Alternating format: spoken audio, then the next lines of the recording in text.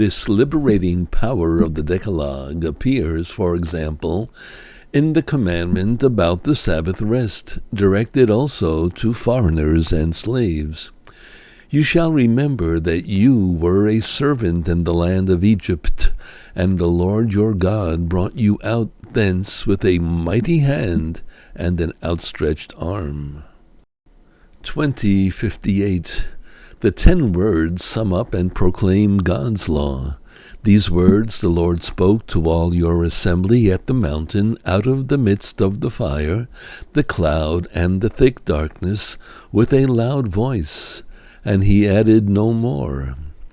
And he wrote them upon 2 tablets of stone and gave them to me. For this reason these 2 tablets are called the testimony.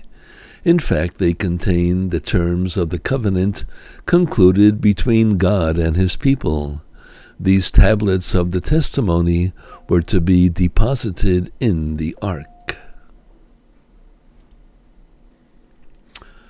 20:59. The 10 words are pronounced by God in the midst of a theophany.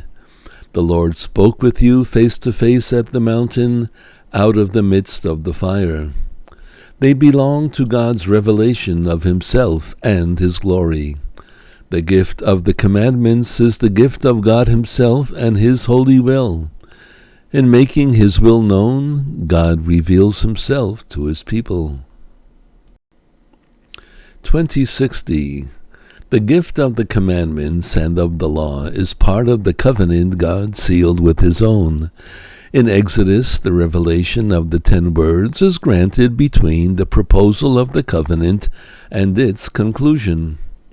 After the people had committed themselves to do all that the Lord had said and to obey it, the Decalogue is never handed on without first recalling the covenant.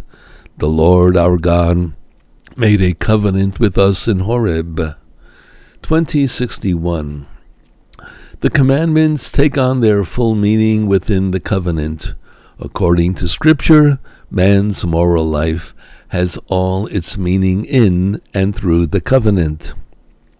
The first of the 10 words recalls that God loved his people first.